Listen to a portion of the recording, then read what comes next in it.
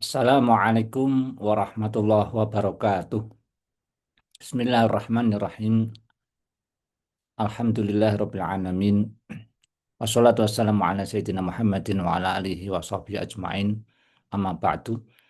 Allahumma yassir wa'in ya karim. Waftah bil haqqi wa anta fattahul alim. Subhanaka la ilma lana illa ma 'allamtana innaka antal alimul hakim. Eh, para mahasiswa, mahasiswi ini Senur Temanggung yang saya banggakan. Alhamdulillah kita di sini bergabung dalam video interaktif saya dalam mata kuliah Fikih Munakahat. Pada kali ini saya akan menyampaikan tentang definisi, syarat, dan rukun nikah. Silakan mahasiswa-mahasiswi untuk mendengarkan dengan seksama.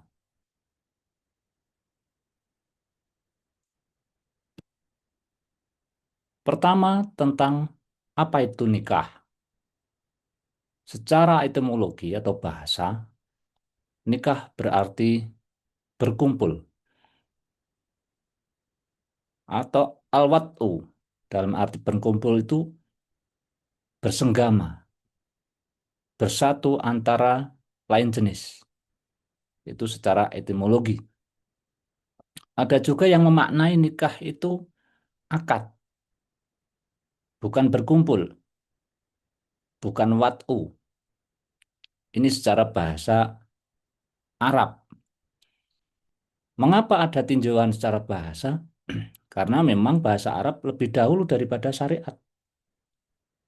Sebelum ada syariat nikah, syariat yang sholat, bahasa Arab tentang kata nikah sudah ada, kata sholat sudah ada. Maka perlu dibedakan. Ketika disiplin ilmu fikih mulai ada, maka kata nikah atau sholat misalnya, itu didefinisikan secara istilah. Maka yang kedua, pengertian nikah secara terminologi atau istilah adalah akad yang menghalalkan hubungan antara laki-laki dan perempuan dengan syarat dan rukun tertentu. Itu pengertian nikah. Sehingga nikah adalah akad. Agar supaya menghalalkan hubungan antara laki-laki dan perempuan dengan syarat dan rukun tertentu. Maka para mahasiswa-mahasiswi yang saya banggakan, yang saya sayangi, pengertian nikah menurut para ulama fikih ada 3 mazhab. Mazhab Hanafi berpendapat bahwa nikah adalah akad yang memberikan hak menikmati secara seksual. Sedangkan mazhab Syafi'i, nikah adalah akad untuk menghalalkan hubungan suami istri dan membentuk keluarga. Mazhab Maliki dan Hambali berpendapat bahwa nikah adalah suatu akad yang menjadikan halal hubungan dan memiliki hak suami istri. Itu pandangan mazhab. Maka kita mayoritas Muslim Indonesia bermadhab Syafi'i tentu akan memilih definisi istilah nikah sebagai akad untuk menghalalkan hubungan suami istri dan membentuk keluarga. Jadi akad. Ya. Landasan hukum nikah. Surat An-Nur ayat 32. Wa ankirul ayama minkum was-solihina min ibadikum wa imaikum iyakunu fuqara yughnihimullahu min fadlih. Dan nikahlah atau nikahkanlah orang-orang yang sendirian. Ayama atau apa orang yang belum nikah, belum punya suami. Kemudian hadis Nabi SAW. An-nikahu sunnati. Faman raghiba an sunnati falaysa minni. Nikah itu adalah sunnahku dan barang siapa yang tidak suka sunnahku maka bukan golongan umatku. Hadis riwayat Ibnu Majah. Kemudian landasan hukum yang kedua, ketiga setelah Quran dan hadis adalah ijma ulama. Para ulama sepakat bahwa nikah adalah syariat yang sangat dianjurkan. Para mahasiswa, mahasiswi rahimakumullah, Tujuan pernikahan adalah menjaga keturunan nasab atau hifzu nasli, adalah bagian daripada maqasidus syariah, menjaga keturunan. Bahwa keturunan ini penting untuk dipelihara. Manusia butuh berketurunan, maka Islam mensyariatkan nikah. Yang kedua, menyalurkan naluri seksual secara halal. Hal ini karena melihat bahwa syariat adalah diperuntukkan untuk manusia, dan manusia adalah butuh hubungan biologis, butuh sosial, disebut sebagai makhluk sosial. Maka untuk itulah syariat Islam mengatur hubungan biologis itu dengan pernikahan. Yang ketiga, membangun keluarga sakinah, mawaddah, warahmah. Bahwa keluarga itu adalah inti atau embrio daripada kesejahteraan yang lebih besar, yaitu bangsa. Disebutkan seorang ulama mengatakan najahul mujtama' fi najahil usrah. Kemajuan suatu bangsa adalah berawal dari kemajuan, kebaikan keluarga. Jika keluarga itu baik, maju, maka bangsa dan negara akan menjadi baik dan maju pula. Najahul mujtama' fi najahil usrah. Yang keempat, tujuan pernikahan adalah menjaga kehormatan dan moralitas umat manusia. Kemudian setelah kita tahu apa itu nikah, apa dasar-dasar nikah, apa tujuan nikah, maka perlu kita mengetahui selanjutnya adalah syarat-syarat nikah. Syarat adalah sesuatu yang mengesahkan nikah tapi di luar rukun. Itu namanya syarat. Syarat-syarat nikah di sini adalah satu, calon suami dan istri. Harus ada itu, calon suami dan istri. Tidak ada penghalang syar'i seperti mahram atau perbedaan agama. Kemudian ijab kabul yang jelas, ya, tidak boleh digantungkan atau ditaklek. Kemudian ada wali nikah, yaitu harus wali nasab atau wali hakim. Kemudian nomor 4, 2 orang saksi, laki-laki, baligh, dan adil. 2 laki-laki. Dan terakhir tidak ada paksaan. Itu syarat-syarat nikah. Mengapa sekarang di negara kita ada aturan syarat harus usia 18 atau lebih misalnya?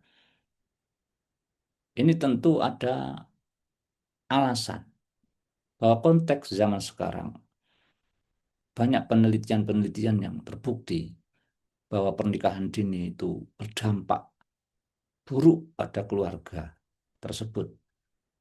Maka penelitian yang sudah akurat itu, kalau diyakini kebenarannya, maka pembiaran, kerusakan atau doror itu tidak boleh. Kalau jelas ada doror, harus dihilangkan.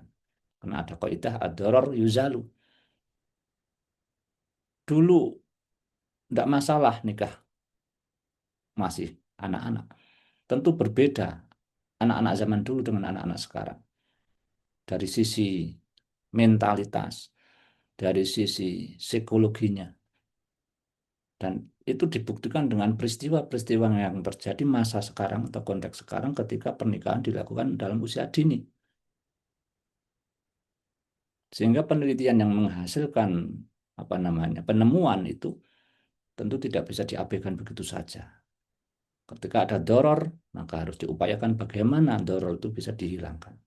Itu fungsi daripada, di antaranya adalah pemerintah, itu semua kebijakan hanyalah haruslah untuk kemaslahatan masyarakat. Tasarruful imam ala royah manutun bil maslahah. Dan itu kemaslahatan. Baik, selanjutnya rukun-rukun nikah. Rukun nikah adalah hal-hal yang harus dipenuhi ketika akad nikah. Kalau tidak dipenuhi maka nikahnya tidak sah. Satu, ada calon suami. Dua, calon istri. Tiga, wali dari pihak perempuan. Empat, dua orang saksi. Lima, ijab kabul. Itu rukun-rukun daripada nikah. Lanjut, rukun yang pertama dan kedua, calon suami. Ini syaratnya harus muslim, balik berakal. Tidak dalam ihram atau haji atau ihram umroh. Dua, calon istri harus muslimah, kecuali ahlu kitab menurut beberapa mazhab. Kemudian bukan mahram dan tidak dalam masa iddah. Ahlu kitab di sini adalah perempuan yang silsilah keturunannya itu nyambung kepada orang-orang yang hidup di masa Nabi Isa alaihissalam sebelum kitab Injil didistorsi atau dipalsukan dan masih murni mengikuti ajaran Isa alaihissalam. Bila itu diyakini melalui kemasyhuran silsilahnya, maka dia masuk ahlul kitab, Nasrani atau Yahudi. Jadi ada apa namanya hubungan silsilah dengan orang-orang yang mengikuti Isa alaihissalam atau orang-orang Yahudi itu ahlul kitab. Untuk rukun yang ketiga dan lima sampai lima, wali nikah itu bisa jadi dari wali nasab yang berupa ayah, kakek, dan seterusnya. Jika tidak ada semuanya, maka baru wali hakim. Atau kalau ada adol, penolakan dari wali tidak mau menikahkan tanpa alasan, maka bisa langsung ke wali hakim. Kemudian empat, dua saksi, minimal dua laki-laki muslim, balik dan adil. Nomor lima, ijab dan kabul, jelas ijabnya, kabulnya jelas, dan dalam satu majelis, tidak boleh pisah lama. Dari angkah tukar, seterusnya sampai kabul itu harus satu majelis dan beruntun, tidak dipisah waktu yang lama. Kemudian tidak boleh bersifat kinayah atau sindiran, harus jelas. Baik, maka untuk penutup bisa saya simpulkan, nikah adalah ibadah dan muamalah yang agung dalam Islam. Pemenuhan syarat dan rukun nikah menjamin keabsahan dan keberkahan rumah tangga.